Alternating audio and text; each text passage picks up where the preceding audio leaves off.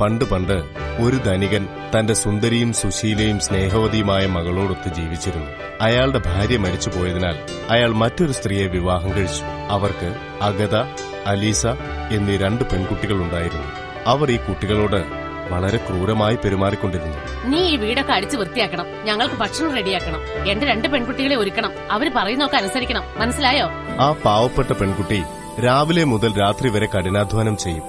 രാത്രി നെരിപ്പോടിനടുത്ത് കിടന്നുറങ്ങും. അവളെ കാണാൻ യാതൊരു വൃത്തിയും ഉണ്ടാവില്ല.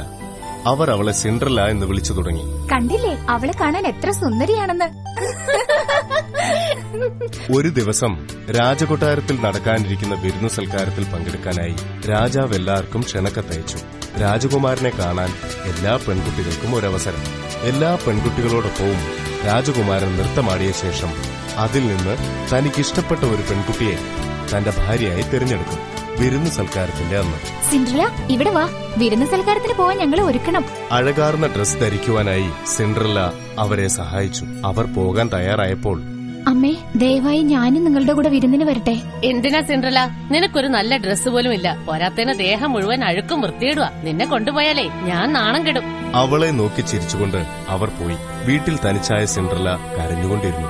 എനിക്കും വിരുന്നു സൽക്കാരത്തിന് പോകാൻ വലിയ ആഗ്രഹമായിരുന്നു. എന്റെ ആഗ്രഹങ്ങളൊക്കെ സഫലമാക്കാൻ എനിക്കൊരു ദേവതയുണ്ടായിരുന്നെങ്കിൽ.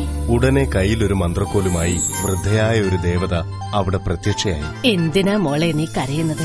നിങ്ങൾ ആരാ? ഞാൻ നിന്റെ ദേവതയായ തലതൊട്ടമ്മയാണ്. എനിക്ക് രാജാവിന്റെ വിരുന്നു സൽക്കാരത്തിൽ പങ്കെടുക്കണം. പക്ഷെ എന്റെ രണ്ടാനമ്മ എന്നെ അതിന് അനുവദിക്കുന്നില്ല.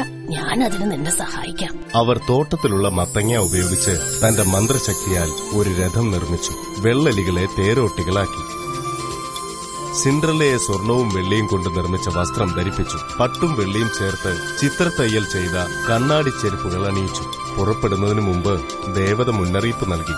മോളെ, ശ്രദ്ധിച്ച് കേൾക്ക്. അർദ്ധരാത്രി ആവുന്നതിന് മുമ്പ് നീ തിരികെ എത്തണം. ഘടികാരത്തിൽ 12 മണി അടിക്കുമ്പോൾ മാന്ത്രിക ശക്തി നഷ്ടപ്പെട്ട് നീ നിന്റെ പഴയ രൂപത്തിലേക്ക് തിരിച്ചു വരും. തീർച്ചയായും ഞാൻ അർദ്ധരാത്രിക്ക് മുൻപ് തന്നെ തിരിച്ചെത്താം. അങ്ങനെ സിൻഡ്രല്ല രാജകൊട്ടാരത്തിലേക്ക് പുറപ്പെട്ടു. വിരുന്നു സൽക്കാരത്തിൽ പങ്കെടുത്ത പെൺകുട്ടികളോടൊന്നും രാജകുമാരന് താൽപര്യം തോന്നിയില്ല. അപ്പോഴാണ് മനോഹരമായ വസ്ത്രമണിഞ്ഞ സുന്ദരിയായ സിൻഡ്രല്ലയെ രാജകുമാരൻ കണ്ടത്. അവളുടെ കൈകൾ പിടിച്ച് രാത്രി മുഴുവനും അയാൾ നൃത്തമാടി. സിൻഡ്രല്ല സന്തോഷപൂർവ്വം രാജകുമാരനോടൊത്ത് നൃത്തമാടി. അവർ പ്രണയത്തിലായി. പക്ഷേ സമയം പോയത് അവൾ അറിഞ്ഞില്ല. പെട്ടെന്ന് ഘടികാരത്തിൽ 12 മണിയടിച്ചു. അത് കേട്ട സിൻഡ്രല്ല ഞെട്ടിപ്പോയി. അവൾ രാജകുമാരന്റെ പിടിയിൽ നിന്നും രക്ഷപ്പെട്ടോടി. ഓടുന്ന സമയത്ത് അവളുടെ കണ്ണാടി ചെരുപ്പുകളിലൊന്ന് രാജകൊട്ടാരത്തിൽ ഊരി വീണു. രാജകുമാരന് വല്ലാത്ത സങ്കടമായി.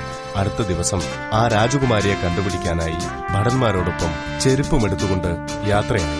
ആ രാജ്യത്തുള്ള ഓരോ പെൺകുട്ടികളുടെയും വീടുകൾ കയറിയിറങ്ങി. പക്ഷേ ആ ചെരുപ്പ് ആർക്കും തന്നെ പാകമായില്ല. ഒടുവിൽ അവർ സിൻഡ്രല്ലയുടെ വീട്ടിലുമെത്തി. ഹേ, ഞാൻ ധരിച്ചു നോക്കാം. ഓ, ഇത് വളരെ വലുതാണല്ലോ. ഹേയ്, ഇത് നിങ്ങൾക്ക് പാകമല്ല, ഇത് അലീസ ധരിക്കട്ടെ. ആട്ടെ, നീ ധരിച്ചു നോക്ക അലീസ. ഇത് വളരെ ചെറുതാ. കാല് നന്നായി ഉള്ളിലേക്ക് കടത്തി നോക്ക്. വീട്ടില് വേറെ ഏതെങ്കിലും പെൺകുട്ടികളുണ്ടോ? ഇല്ലല്ലോ, ഇവിടെ വേറെ പെൺകുട്ടികൾ ആരുമില്ല.